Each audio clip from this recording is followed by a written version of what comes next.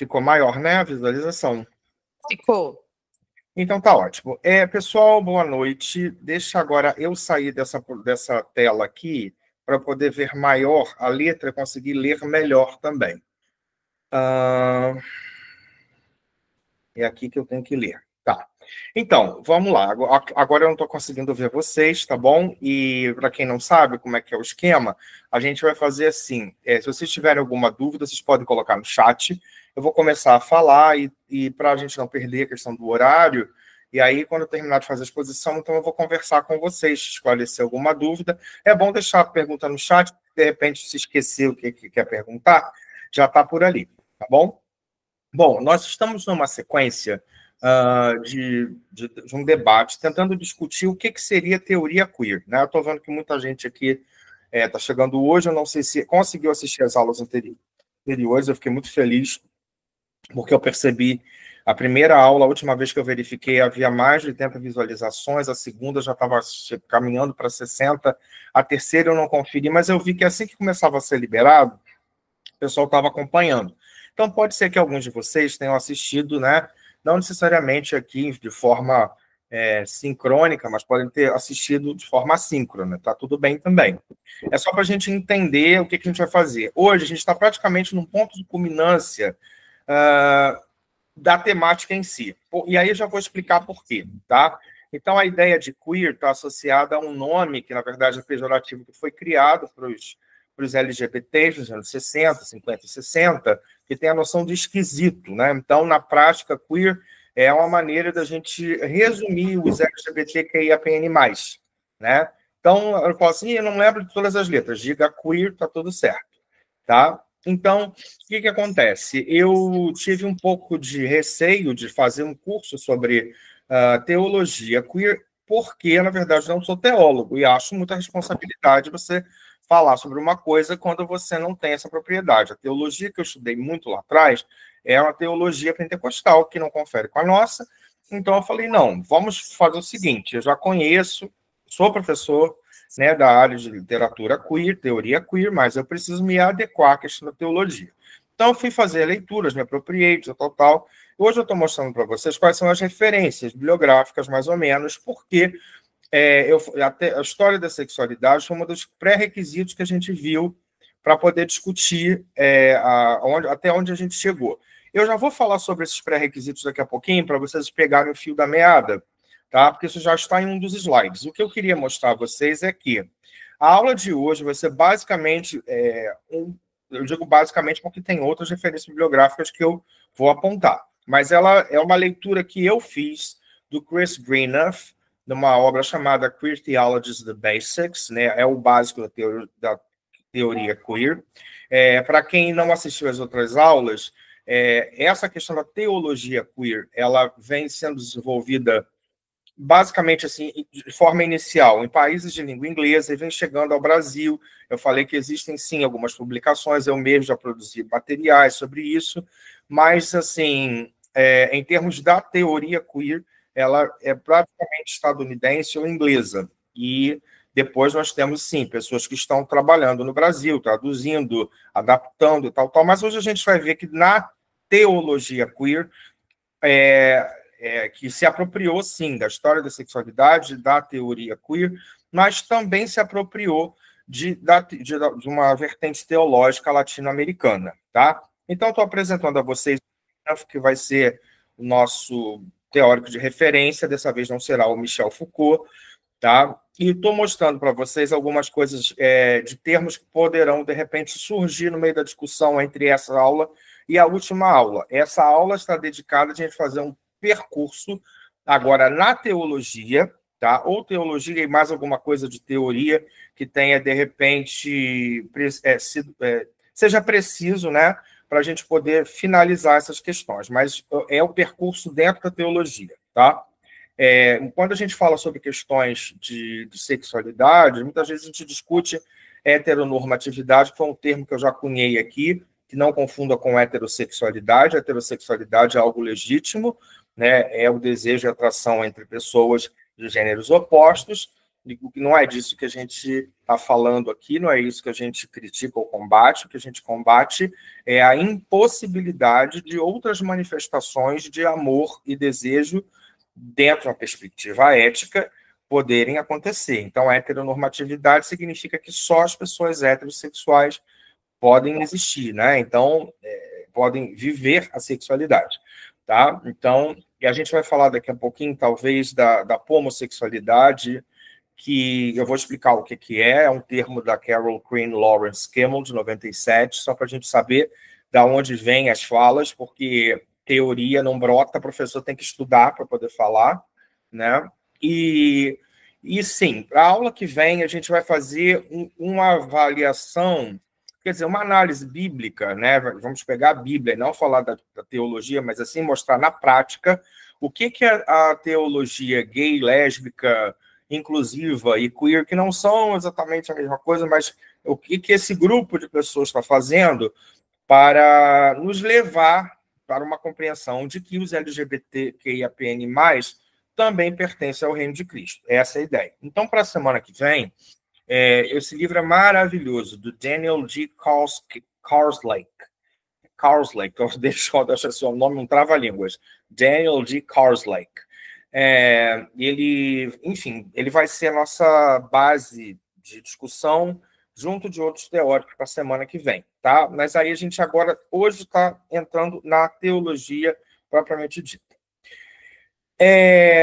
O Greenough, quando ele fala sobre a questão da...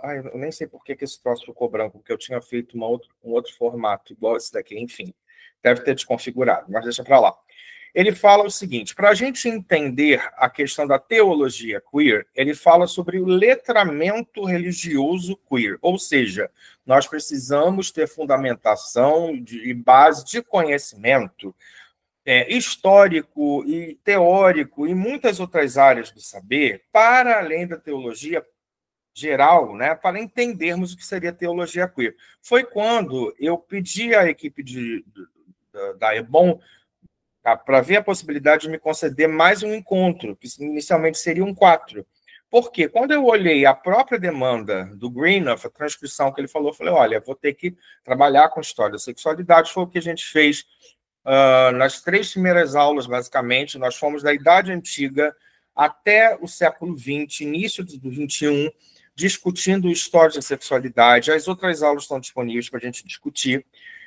A questão da teologia queer, ela começa a crescer nos anos 60, então ela não brota do nada, ela tem influência de pensamentos, de movimentos sociais, tá, dos anos 60, que foram os movimentos que eu, apresentei semana passada, né? As ondas do feminismo, sobretudo a segunda onda do feminismo que cai nos anos 60, os outros movimentos dos anos 60 discutindo liberdade de expressão, como o movimento hippie, né, discutindo democracia, as lutas antirraciais dos Black Power, do Malcolm X, do grupo do Martin Luther King, o Black Panther. Então, essas feministas que vão começar a discutir também, é uma fase embrionária para se pensar feminismo negro. Então, a gente tem outras questões de gênero e sexualidade que estavam em debate, mas ainda de uma forma meio crua, né? É nesse momento que vai surgir um movimento popular realmente de pancadaria, perseguição da polícia, movimento de conquista mesmo, de luta, né, mano a mano na rua contra a polícia que batia nos LGBTs. Essa aula completa está na aula 3, e eu vou liberar o material por escrito depois para vocês. Nesse contexto, a gente tem, por influência desses movimentos sociais, e até mesmo do marxismo, a teoria da libertação. E é aqui que a gente vai andar hoje. Então, o que está previsto para hoje? Discutirmos teoria da libertação, teologia feminista, que a gente já falou dos movimentos feministas, e teologia gay e lésbica. Por quê? A teologia da libertação vai discutir as questões das lutas dos pobres, dos oprimidos. A teologia feminista vai nos abrir os olhos para o fato que o mesmo patriarcado que oprime as mulheres também oprimirá os LGBTs. Então, até porque a discussão de gênero dentro da perspectiva queer, quer dizer, LGBTQIAPN+, ela vai surgir de uma discussão oriunda da segunda onda do feminismo, tá?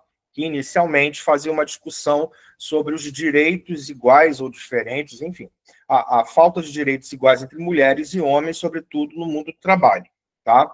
Eu estou usando a expressão mundo do trabalho porque os marxistas usam essa expressão em contraponto ao mercado de trabalho, que é uma expressão capitalista, tá? Então, a gente tem aqui a teologia feminista e também a teologia gay e lésbica, que, na verdade, ela compõe muito bem o que a gente está pensando aqui no Brasil como teologia inclusiva, tá? Esse autor Greenough, no final das contas, eu acho que ele até cai em contradição, porque eu gostei muito do material dele, mas até me frustrou na parte final, né? Porque ele vem dizendo que a gente tem que ler tudo isso para chegar no final e dizer que, do ponto de vista dele, na verdade, todo esse transcurso vai ser relativizado no final, e eu acho que ele está errado, tá? Então a gente vai fazer essa discussão, não porque eu seja teólogo, mas é porque eu trabalho na área de diversidade, não só na graduação, mas como professor do mestrado, ele está errado, tá? Não é exatamente isso, não. A gente vai ver o que ele fala, né? E por que eu discordo, inclusive. Então, vamos lá. A gente vai pegar a teologia da libertação como parte inicial. Ela foi um movimento iniciado na América Latina, tá, por Gustavo Gutierrez, que é um teólogo peruano, tá? E a gente teve também a participação do Leonardo Boff nesse processo, tá? Então foram dois teólogos iniciais. E o que eles falavam? Greenough diz aqui, é uma tradução dele, o livro é de 2020, um livro recente, página 9.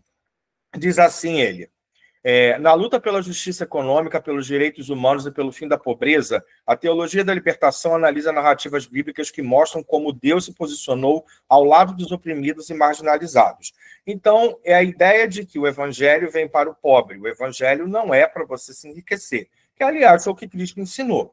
E isso faz com que a gente perceba que o capitalismo está andando na contramão, que a teologia, inclusive, da prosperidade, né, não está dialogando com o que Cristo disse.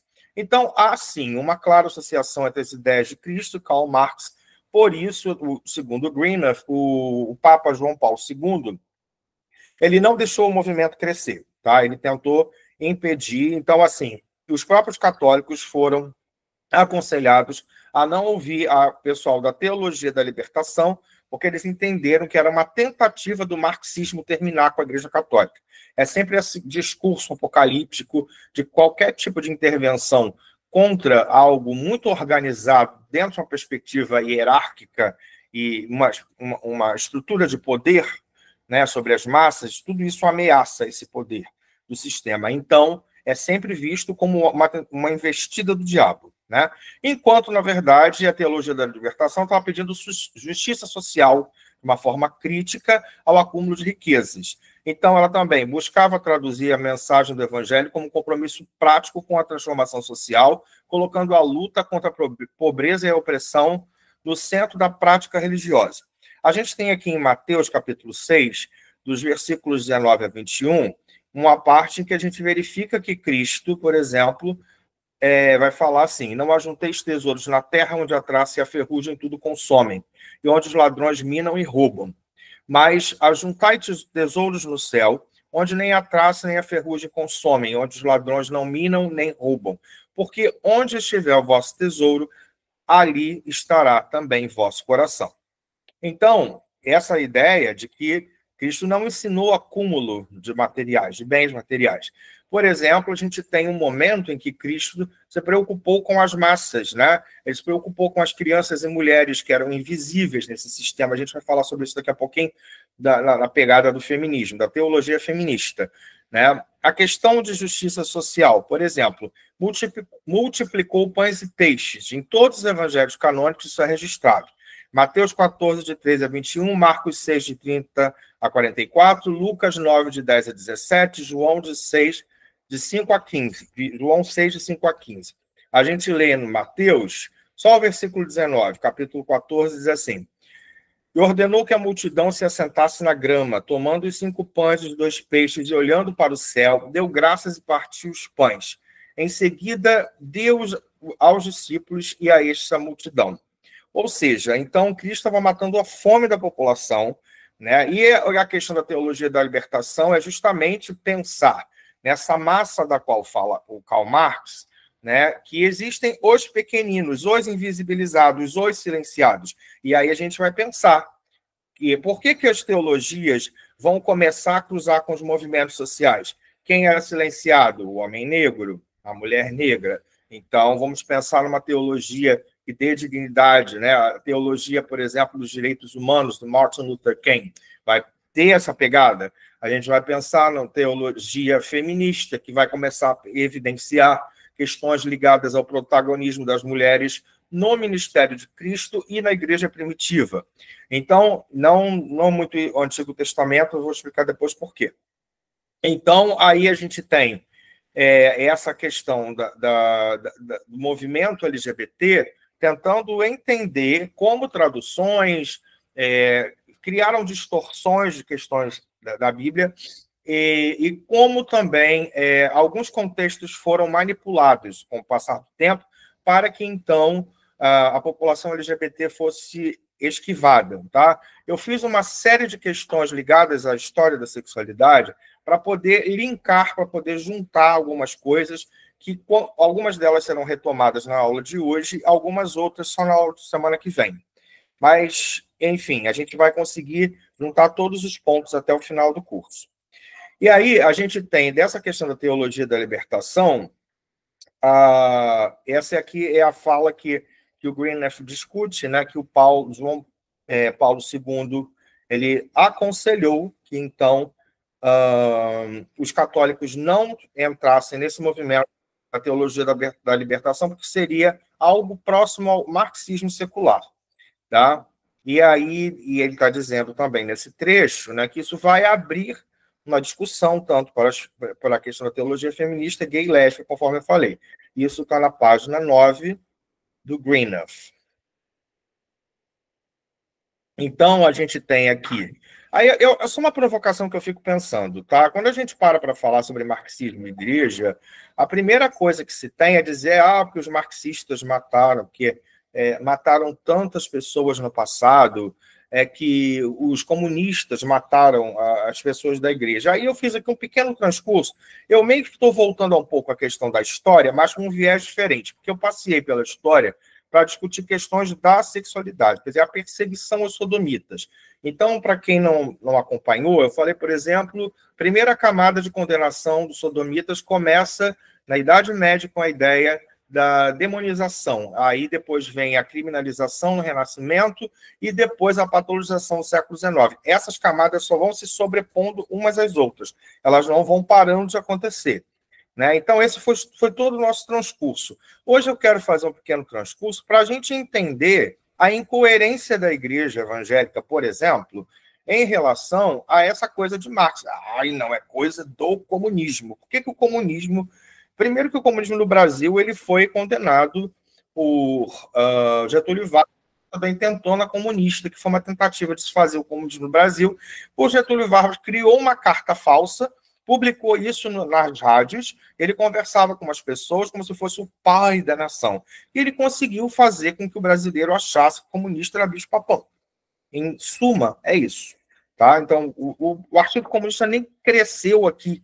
Né? Antes de conseguir a intentona funcionar, o Getúlio Vargas já minou o processo. Mas, por exemplo, o que os evangélicos tanto falam hoje? Vamos nacionalistas, nós somos defensores da pátria. Tá, a noção de quem, por exemplo, criou esse discurso de defesa à pátria foi o Auguste Comte, que nem cristão ele era. Tá?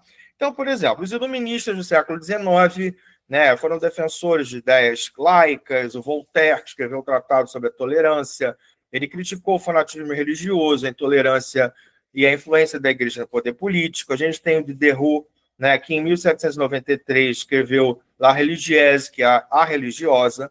Foi uma publicação póstuma, né, discutindo a influência política e a rigidez religiosa. O Rousseau, de uma forma mais amena, também fez críticas à igreja em dois ensaios do mesmo ano, que foi Emílio do Tratado Social, 1762. E a gente tem, por exemplo, na literatura britânica, William Blake fazendo críticas à igreja no poema o Limpador de Chaminés, Chimney Sweeper, de 1794, mas ninguém fala que esse foi um bicho-papão. Né? A história é sempre de criticar Marx. Então, quando Marx foi associado à teologia da libertação, as pessoas começaram a ir contra. Então, os amantes da pátria que falam da ordem e progresso, por exemplo, a ordem e progresso, na bandeira, eu falei isso em uma outra aula anterior, mas volto a dizer, ordem e progresso não foi criada para se falar sobre organização e crescimento. Não é disso que se trata a bandeira do Brasil. Ela foi criada num contexto em que os militares tomaram poder, tiraram o império, né? Não que o império fosse grandes coisas. Pedro II, né? Ele é convidado a se retirar, inclusive, daqui. Né? A ideia de ordem está associada à obediência às imposições militares da antiga república, né? Que estava impondo uma espécie de educação positivista. Nessa educação positivista, o progresso estava associado ao naturalismo, né? Defensor do pensamento racional, a branqueamento racial, a exterminação da população negra, né? Isso traria industrialização e desenvolvimento. Eles diziam que a raça tinha que melhorar. Esse ditado antigo, fulano tem que misturar para melhorar a raça. Uma pessoa negra tem que casar com a pessoa branca para melhorar a raça. Esse discurso brota dessa época.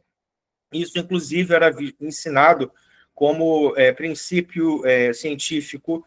Buckle, por exemplo, que foi citado pelo ex-presidente do Brasil recentemente, como se fosse uma grande coisa, né? Eu fiquei apavorado. Eu falei, gente, que coisa é essa? Estou no meio de uma pandemia, a gente está voltando à antiga república. Como é que alguém pode falar sobre Buckle com naturalidade em 2020 e 2021? Né? Tipo, para o ônibus, quero descer. Então, e aí você tem, nessa questão, as pessoas não se dão conta, né, que, por exemplo, essa de Queiroz também era contra a igreja, né, mas também pensava nesse desenvolvimento nacionalista, né, O Crime do Padre Amaro é um romance que discute isso. Machado de Assis foi contra tanto a questão da escravidão durante o Império, mas ele também não foi a favor desse positivismo. Então, ele tem tanto o romance Isaú Jacó, de 1902, quanto os contos O Alienista e a República das Aranhas, ambos de 1882, fazendo críticas a esses avanços e fazendo críticas às igrejas. Né? E aí, o que acontece? Mas a questão é que Auguste Comte também, que incentivou tudo isso, não era sequer cristão, criou uma nova religião, porque não aceitava o cristianismo, né? Inclusive, eu esqueci, aqui, a religião da humanidade, né? Porque ele não era cristão. E aí, não, vamos falar, a bandeira do Brasil vai, digamos assim, conciliar questões patrióticas com a questão de Deus, o amor à pátria, né? Deus acima de tudo. E aí a questão é, historicamente, qual a relação da religião com esse discurso nacionalista? Nenhuma, senão o fato de que o clero, o alto clero, historicamente, né, vem tomando, quer dizer, outorgando, né, as pessoas do poder a se estabelecerem como os donos da terra, dos povos, enfim, das administrações, porque vão fazer sempre o discurso de que isso será o Papa, o padre, enfim, o pastor, que vai dizer que o líder X ou Y será levantado por Deus para guiar a nação. Né? Isso é um discurso do Renascimento, discurso da Idade Média, mas aí a gente tem essa retomada. Né? Eu até estava fazendo essa pergunta a mim mesmo e escrevi aqui. Qual a coerência das igrejas brasileiras defenderem ideais nacionalistas baseados no pensador que criticava o cristianismo? Então, não existe relação entre positivismo e cristianismo. O que se percebe no transcorrer das eras é que as elites se estabelecendo no poder graças ao alto clero, que hoje também conta com a participação de grandes líderes evangélicos, eles, então, estão promovendo isso, estão dizendo este é o homem a ser seguido, é o Messias, né? A gente tem, na verdade, dois documentários da Petra Costa falando sobre isso. O primeiro eu esqueci o nome agora, mas o mais recente, Apocalipse nos Trópicos, mostrando, dando um foco não só social da coisa, mas a influência desse fundamentalismo religioso que, uma vez associado à questão do patriotismo, fica impedindo o avanço de pautas humanitárias. Helena, por que você está falando? Você está mudando um pouco do assunto. Sim e não. Né? O que eu quero chamar a atenção de vocês é o quê? Para o fato de que a teologia, né, da libertação, ela foi condenada porque era marxista e porque marxismo não defendia Jesus. Desculpa, Auguste Comte também não defendia.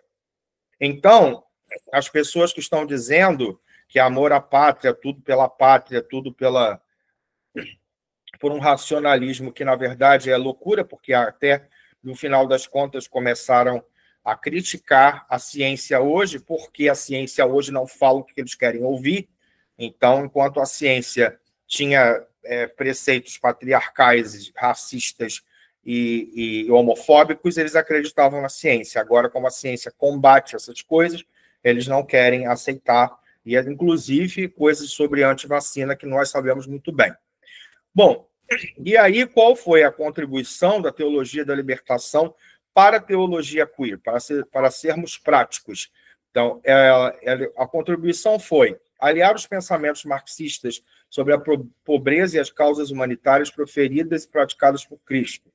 Né? Foi pensar os pobres como silenciados, discutir a invisibilidade das minorias étnico-raciais, de gênero e sexualidade no reino de Cristo. Então, não foi somente digamos, os LGBTs que foram beneficiados com a teologia da libertação. E eu fico muito feliz que isso tenha acontecido na América Latina, porque todo o transcurso que eu estou falando, praticamente eu só citei Lélia Gonzalez até agora como uma brasileira ou latino-americana que tivesse participado de todos esses movimentos. Então, foram movimentos muito eurocentrados, quando não movimentos estadunidenses. Então, dessa vez, a gente está vendo que a América Latina está trazendo contribuições para o pensamento da teologia e revertendo a lógica da colonização. Agora, nós estamos produzindo saber e mandando esse saber de volta para os Estados Unidos e Europa. Muito bom. E aí, nessa discussão, eu mostrei na sequência lá que depois da teologia da libertação, a teologia feminista, ela também trouxe grandes contribuições. O Greenough traz todo um histórico de quais foram as primeiras teólogas feministas, todas de língua inglesa, e eu preferi não fazer isso, porque eu queria mostrar a vocês quem são as escritoras que estão vivas, estão aqui no Brasil, estão produzindo coisas. Né? A grande pioneira aqui na América Latina foi a Ivone Gebara, é uma freira. Eu tive o prazer de estar com ela num encontro desse feminismo que a Cora mandou um link para a gente no sábado pela manhã, ela estava lá. A pastora Ódia Barros, que, se não me engano, ela vai falar para a gente a convite do pastor Leonardo. Tá? Tem a Priscila dos Reis Ribeiro, atualmente pastora da Igreja do Caminho, já foi da Igreja da Garagem, ela é minha prima. Tá? Inclusive, sobre teologia feminista, o que eu aprendi com ela. E a Agnes Alencar, também pastora da Igreja do Caminho, elas são colegas lá de colegiado do pastor Henrique Vieira. Então, a teologia feminista ela vai discutir esse protagonismo das mulheres no ministério de Cristo, como eu já havia falado. Né? Quando a gente vai fazer esse tipo de estudo dentro dessas teologias mais recentes, que ficam dentro de um guarda-chuva do que a gente chama de progressismo, o que seria a ideia da teologia progressista? É a possibilidade de você trazer para dentro da igreja hoje, dentro da discussão de direitos humanos, essa diversidade ligada ao acolhimento. Né? Então, à medida que a gente tem a teologia progressista, ela vai procurar abraçar diferentes tendências. Tá?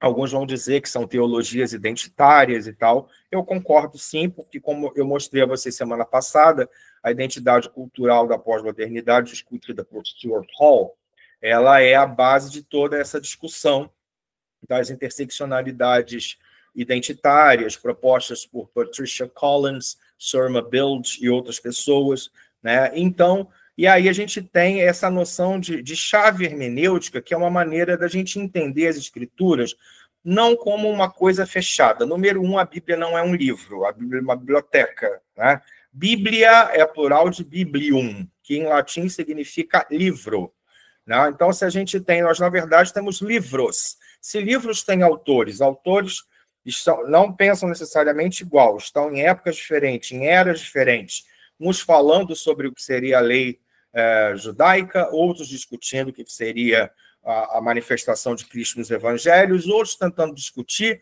o que teria sido essa igreja primitiva, os primeiros seguidores de Cristo após sua morte. Então, o que a gente percebe é o seguinte, principalmente do ponto de vista do Novo Testamento, a gente se dá conta que Cristo ele tem uma ideia libertária. Porém, alguns seguidores de Cristo, principalmente Paulo, ele às vezes ele bebe de coisas do Antigo Testamento, traz de volta alguns preceitos do Antigo Testamento que caem em contradição com a figura de Cristo. Então, se nós seguimos Cristo, a questão é, o que Cristo falou sobre liberdade nos interessa. Nós somos cristãos e não paulinos. Quando Paulo dialoga com Cristo, ok, vamos aproveitar essa parte. Quando Paulo se distancia de Cristo e vai retomar coisas que não têm a ver com essa liberdade que Cristo pregou, a gente se distancia dele. Tá? Então, uma das ferramentas para discutir a chave da hermenêutica pode ser a própria hermenêutica, que é utilizada pela literatura, ou análise do discurso, que é um tipo de ferramenta muito sofisticada, discutida pela linguística, né? Não a linguística geral, mas a coisa mais específica das análises do discurso, a partir dos anos 60, tem várias correntes francesas, inglesas, americanas, tal. A análise do discurso é meio complicadinho, mas, de modo geral, mesmo que a gente não saiba exatamente o que é essa análise do discurso, a gente tem discernimento suficiente para entender, ok, bate com Cristo, confere, check, né? Não bate com Cristo, xizinho. Então, vamos deixar para lá, que se a gente é seguidor de Cristo, Paulo não pode estar acima de Cristo. É essa a ideia. E aí vamos ver o que diz aqui o Greenough. Ele diz assim, a teologia feminista expõe e contesta o papel das mulheres nas igrejas cristãs. Tradicionalmente, o fato de Jesus e seus discípulos serem homens era usado, né, como justificativa para subordinar as mulheres nas igrejas. Por exemplo, para explicar por que as mulheres não podiam se tornar sacerdotisas. Ao longo do tempo, a teologia feminista também reexaminou o papel das mulheres na Bíblia, por meio de interpretações bíblicas feministas. Estudiosos examinaram as mulheres nas histórias do Evangelho na época de Jesus, bem como seus papéis no desenvolvimento da igreja primitiva.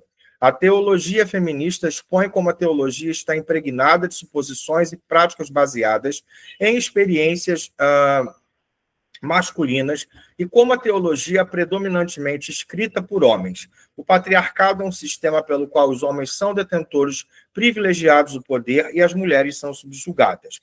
A agenda da teologia feminista, a agenda aqui foi uma tradução que eu fiz, mas talvez não tenha sido a melhor palavra, a proposta, tá? Da teologia feminista é desmantelar a teologia patriarcal, né? Porque a teologia feminista, portanto, desenvolveu metodologias que priorizam e promoveram as experiências das mulheres como fonte da teologia. Essas experiências incluíram discussões sobre maternidade, gravidez, violência sexual e lesbianismo. A mudança para experiências das mulheres destaca como a teologia tradicional tinha sido uma fonte de opressão contra as mulheres. Greenough, 2020, página 10, minha tradução. E aí, nessa questão, por exemplo, da visão teológica feminista, né, como eu falei, a contribuição que ela traz, essa compreensão de que, para os LGBTs, é a compreensão de que a comunidade queer, assim como a mulher, é historicamente explorada no patriarcado. Mas como a minha aula hoje não é exatamente sobre as mulheres, a teologia feminista, mas me dói o coração não poder falar um pouquinho sobre isso, mostrar um exemplo disso na Bíblia, eu resolvi adiantar só mais um pouquinho do que eu tinha para falar, para mostrar a vocês aqui, por exemplo, coisas que a teologia feminista vem discutindo, né? Por exemplo, em Gálatas 3:28, fala que homens e mulheres são todos iguais perante Cristo Jesus. Então, você percebe que aqui existe uma fala que confere com a de Cristo, porque Cristo não apedrejou a mulher, né, no tanque de Betesda. Cristo, por exemplo, não mandou a mulher se afastar quando quis lavar os seus pés, essas coisas, sabe? Então, assim, Cristo tinha essa postura do acolhimento. Outra coisa fundamental que eu aprendi com a Priscila, do Geis Ribeiro, é que o ministério de Cristo foi financiado por mulheres. Tá? Então, elas eram casadas com mulheres ricas, casadas com homens ricos que, né, então seguiam a Jesus. Não era comum um determinado profeta ou filósofo ou pensador ter mulheres no entorno. Então, a gente percebe que nos evangelhos as mulheres estavam presentes, existem crianças que estavam presentes, que é outra coisa que não era comum. Então, era a sociedade do patriarcado. Só os homens pensavam, mulheres e crianças eram excluídas. Tá? Então, quando a gente vê, por exemplo, lá em 1 Coríntios, capítulo 14, dos versos 34 a 37, que a mulher precisa se calar na igreja, isso é contraditório, porque são todos homens e mulheres iguais em Cristo, por que que lá em Coríntios as mulheres não poderão falar? Então, é essa coisa que a gente não podia sequer proferir, podia nem pensar. Se pensasse em clamar o sangue de Jesus, porque estaria pecando contra o Espírito Santo. Né? Ninguém deixava a gente pensar. Pensar era proibido. E essa é a proposta de uma igreja progressista, de fazer com que a gente raciocine. Então, ok, aqui esse trecho de Gálatas está se aproximando de Jesus, ok, fiquemos com ele. 1 Coríntios está se distanciando de Jesus, deixa Paulo para lá nesse exato momento. Então, a gente tem aqui, dessas contribuições da teologia feminista, né, por exemplo, a fala da Gebara, eu falei da Ivone Gebara, olha uma obra dela, de 2014, ela mostra a importância do movimento feminista estar associado a outros movimentos, tais como o de negritude e do movimento de sexualidade. Diz ela, já uma senhorinha muito lúcida, muito fofa, o seguinte: depois de excluí-lo do céu branco e puro, começamos a aceitar negros de alma branca e prostitutas arrependidas, os homossexuais sem prática sexual, as mulheres com igual exercício de poder público, a milenar cultura indígena. No caso, eu peguei o bonde andando aqui do trecho, mas o que ela está tentando, né, depois de tanto excluir essas pessoas, né, do céu, agora é momento de fazer uma revisão e tentar aceitar todas essas pessoas. Ela fala, mais atenção, aceitamos apenas o que nos interessa. Ela está querendo dizer que a igreja deixou de fora pessoas por interesse próprio. Impomos limites à afirmação democrática da diferença, colocamos regras para sua expressão pública de forma que a normalidade da ordem estabelecida possa sempre continuar sob controle. A expressão da diferença só pode se fazer segundo o modelo estabelecido nos espaços permitidos pela ordem dominante. Então, quer dizer, o poder, como diz Foucault lá atrás, é o que tem o controle sobre os corpos. Foi minha fala na primeira aula. E é o que ela está dizendo aqui. O poder, uma vez, né, instaurado pela Igreja Católica na Idade Média, e esse poder que reverbera, que ecoa até hoje, por conta de um sistema patriarcal que não é pensado, repensado, ele continua criando processos de exclusão. Então, essa é a contribuição da teologia feminista, para entender, para nos fazer despertar para essas formas de dominação do patriarcado. Já dentro da teologia feminista, migrando para a teologia da sexualidade, nós temos uma escritora também argentina que influenciou, sim, esses movimentos, tentando ligar os movimentos Stonewall, das lutas pelos LGBTs, com as questões teológicas. A Marcela Altos Reid conceitua Deus como um Deus queer, que existe com os marginalizados, exilados, oprimidos, incorporando a fé de um Deus não dócil, que está diante das ordens econômicas, sociais, tradicionais e heteronormativas. Ela argumenta que a teologia cristã tradicional foi escondida pelas normas heterossexuais e que a teologia queer é necessária para libertar Deus e a teologia. abraçando as experiências e vozes daqueles excluídos pelas estruturas religiosas e sociais estabelecidas, visando, em última instância, uma mudança radical na compreensão teológica, em vez de uma mera inclusão. Eu vou só segurar um pouquinho essa discussão aqui da Marcela.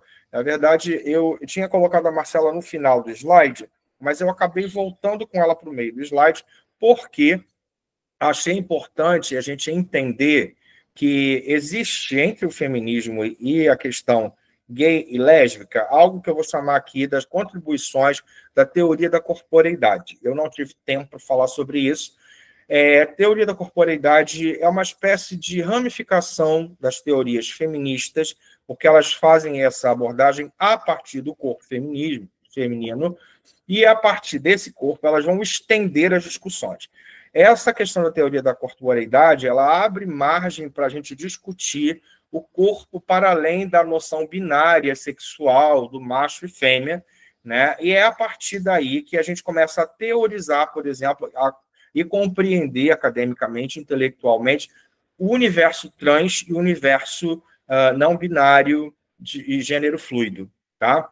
Então, foram pessoas influenciadas, por exemplo, por Jacques Derrida, mas daqui a pouquinho eu falo do Derrida, mas foram mulheres, Gloria Saldúa, Katie Conboy, Nadia Medina, Sarah Stanbury, e Iris Marion Young, Toril Moy, Judith Butler, e mais recentemente, uma mulher que se tornou um homem trans chamado Paul Preciado, tá?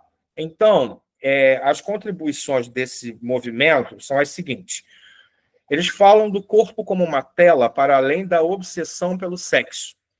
Falam da quebra de compreensão do mundo numa perspectiva binária.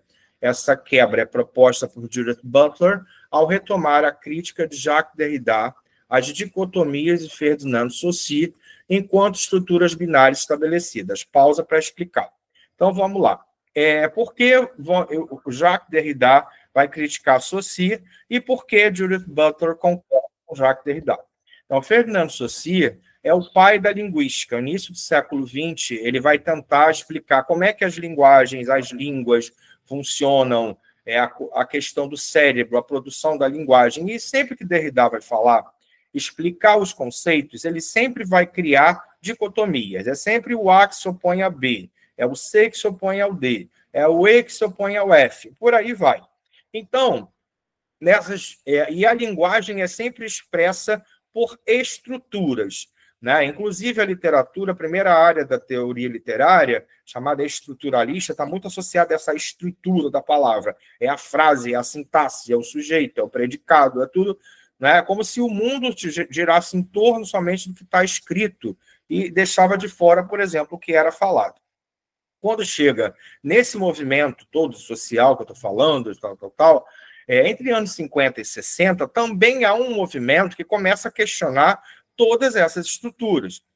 E, dentre muitas coisas, Jacques Derrida também falou o seguinte, que essas dicotomias de Saussure eram muito limitantes, porque a gente só pode entender, inclusive o nome do livro, 50 Tons de Cinza, é uma brincadeira, né, com essa questão da quebra do estruturalismo, né, porque, lá no caso, eles queriam dizer que o sexo é muito mais do que a gente pensa, né? Mas, assim, entre o preto e o branco, entre essas duas cores, há pelo menos 50 tons de cinza. Entre o alto, o baixo, o magro, o gordo, o pequeno, o grande, a mulher, o homem, o hétero e o não hétero, né?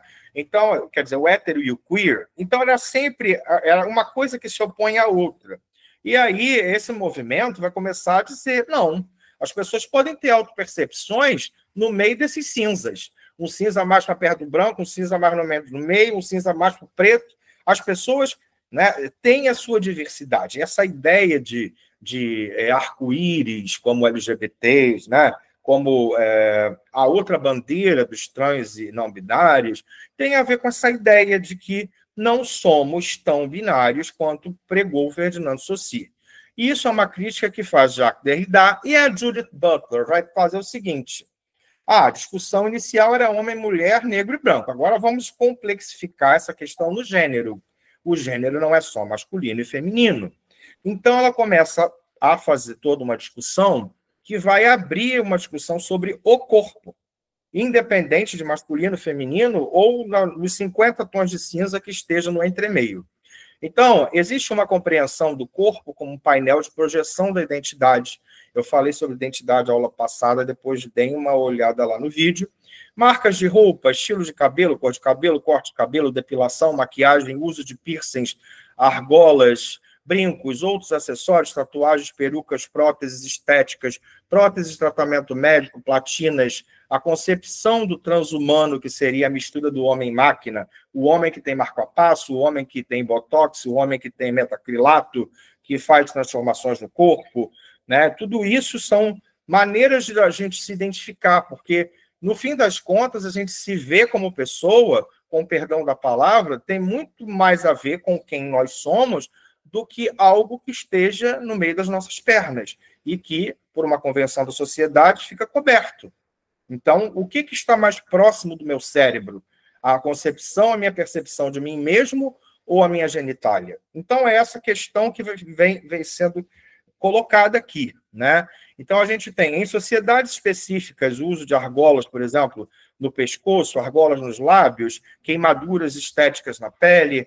Infelizmente, ainda a prática de mutilação de clitóris em algumas tribos na África, grupos sociais, a possibilidade de ver o corpo como algo não binário, um gênero fluido, ligado ao antigo conceito grego de androginia, né? A ideia de que o masculino e o feminino não se dividem. Então, a gente tem isso na mitologia grega, a gente tem os anjinhos ou espíritos da natureza que aparecem nas peças de Shakespeare, né? São bem andrógenos, você não consegue perceber o que é masculino e feminino. Isso aí é feito de forma proposital.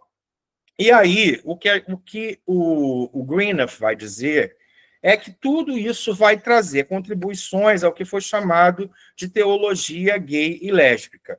Tá? Eu acho que assim foi talvez um momento inicial do que veio a ser queer. É como se o queer ele consegue completar outras letrinhas, né? Que o GLS, inicialmente, que eram gays, lésbicas e simpatizantes, né, utilizavam. Então, para além do gay e da lésbica, a teoria queer tenta avançar nessas questões da diversidade, mas foi um avanço imenso, né? Então, eu estou fazendo aqui uma tradução de um trecho entre as páginas 14 e 15 do livro do Greenough também, dizendo o seguinte: até certo ponto, a trajetória das teologias queer pode ser rastreada até os percursos traçados pelas teologias da libertação feminista, lésbica e gay. Um dos primeiros exemplos da teologia gay e lésbica foi uma coletânea de ensaios intitulado Is Gay Good? Ethics, Theology, Homosexuality. Ser gay é bom? Ética, Teologia e Homossexualidade, uma obra de 71.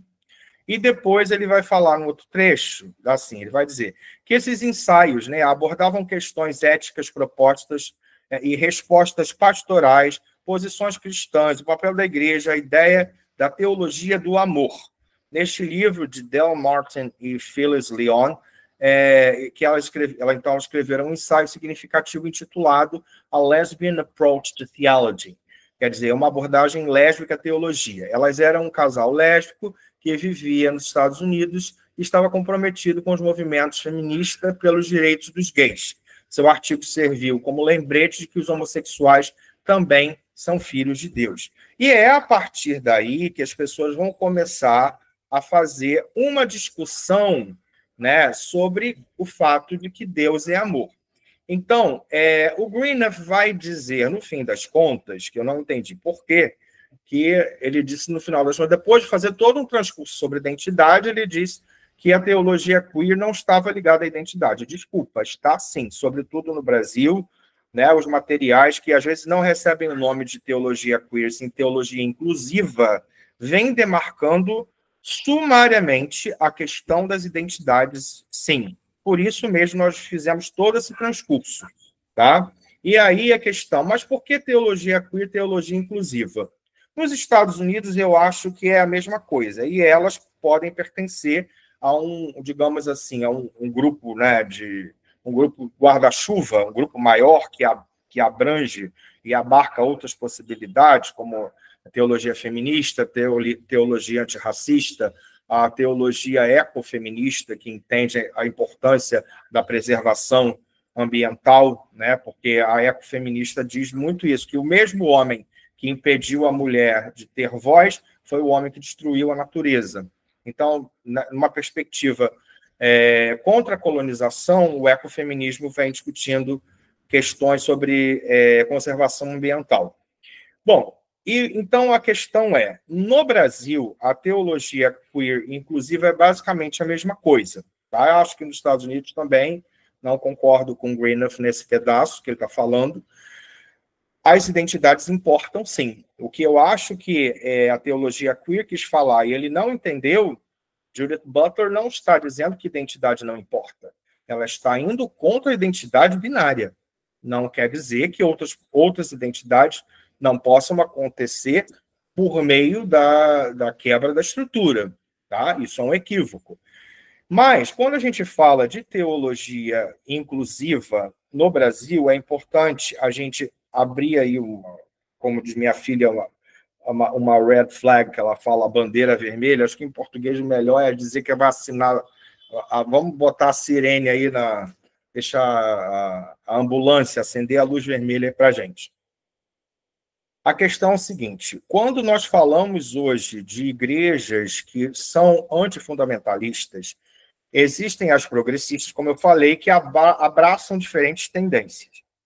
As chamadas igrejas inclusivas no Brasil, elas tendem a ser mais delimitadas à questão LGBTQIAPN+. Inclusive, historicamente, a igreja, que é uma igreja irmã da Garagem, da Gemundos, da Gerrio e tal, é a Igreja Metropolitana. Eu só vou citar nominalmente exemplos positivos, tá? Por uma questão de ética. E aí a gente tem a Igreja Metropolitana, ela nasceu da Igreja Episcopal, que, por sua vez, ela saiu da Igreja Anglicana. Então, quem acompanhou as aulas viu que esse processo de criminalização, todos os avanços contra os gays surgiram na Inglaterra e foram criando o efeito dominó. Mas também a Inglaterra foi a primeira a se repensar historicamente, a partir de 1967. E o que é mais interessante, né, que esses movimentos são meio que, se não são paralelos a Stonewall, estão um pouquinho antes, e passam por Stonewall, e vêm também momentos posteriores. O que eu quero chamar a atenção é o seguinte: em se tratando das igrejas no Brasil, as igrejas inclusivas não são iguais entre si. O que elas têm de igual? Elas entendem, concordam entre si, que Cristo não condenou a homossexualidade ou bissexualidade ou qualquer outra manifestação de sexo, de sexualidade ou gênero.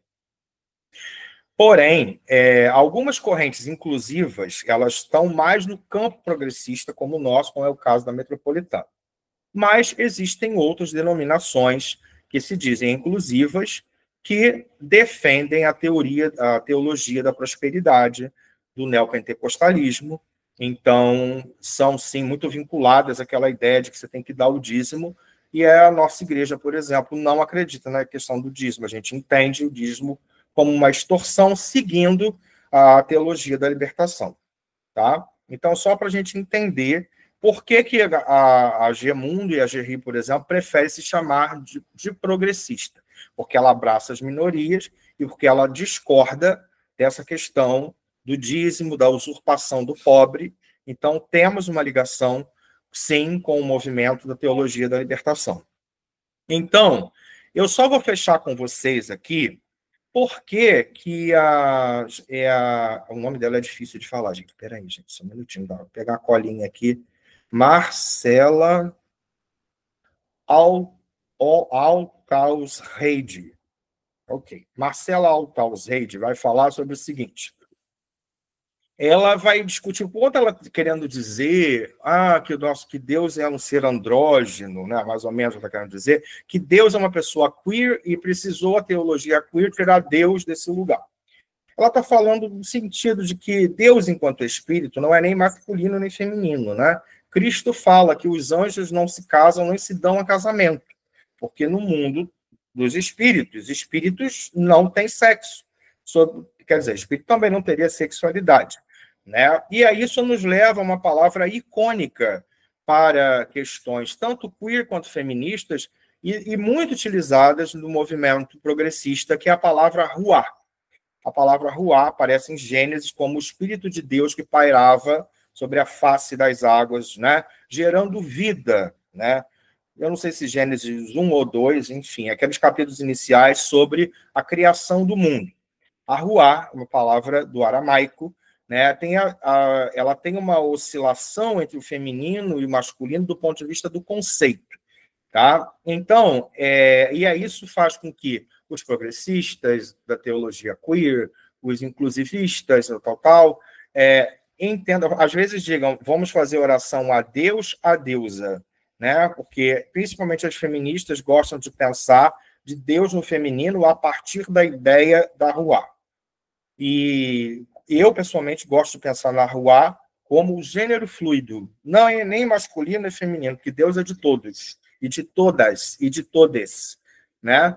Então, e a gente vê, por exemplo, que a Bíblia, assim como traz algumas atribuições do masculino, quando a gente vê que o Senhor é varão de guerra, e é o seu nome em Êxodo 15, versículo 3, e que ele é visto como um ancião de dias em Daniel 7, versículo 9, a gente, por outro lado, em Isaías 49, de 15 a 16, a gente fala, lê-se o seguinte: será que uma mulher pode esquecer o seu bebê de peito e não ter compaixão do filho do seu ventre? Em Isaías 66, de 10 a 13, quer dizer, também vai falar novamente uma atribuição de mulher e mãe, porque assim diz o Senhor: eu farei que sua segurança seja como um rio que flui, e a prosperidade das nações como um ribeiro transbordante. Vocês serão amamentados, carregados nos braços e acariciados no colo. Então, se a gente para pensar, se as feministas levantam essa ideia, mulheres e homens são iguais em Cristo Jesus, e se a gente para pensar que as atribuições da divindade, do sagrado, no que nós entendemos como escrituras de referência para a nossa fé, então, essa ruá, como sendo algo fluido entre o masculino e o feminino, ela abraça a todos, a todas e a todos. Hoje nós fizemos aqui um passeio, né, sobre as questões teóricas que vão, então, digamos assim, abrir portas para uma análise que a gente vai fazer semana que vem dos trechos bíblicos e que vão, mais especificamente, falar sobre a questão da aceitação homossexual, não é? Por que o homossexual não vai para o inferno, por exemplo, é uma questão que talvez inquiete algumas pessoas. Bom, gente, a aula em si é essa, esse aqui é o momento agora que eu vou dar o espaço, né, para vocês falarem, conversarem, tirarem dúvida. Eu já vou até olhar aqui no chat para ver se tem alguma coisa. Tentei falar o mais rápido possível, que hoje a gente começou um pouquinho mais tarde. Essa parte hoje era um pouco mais complexa, né? Espera aí, aqui, ó.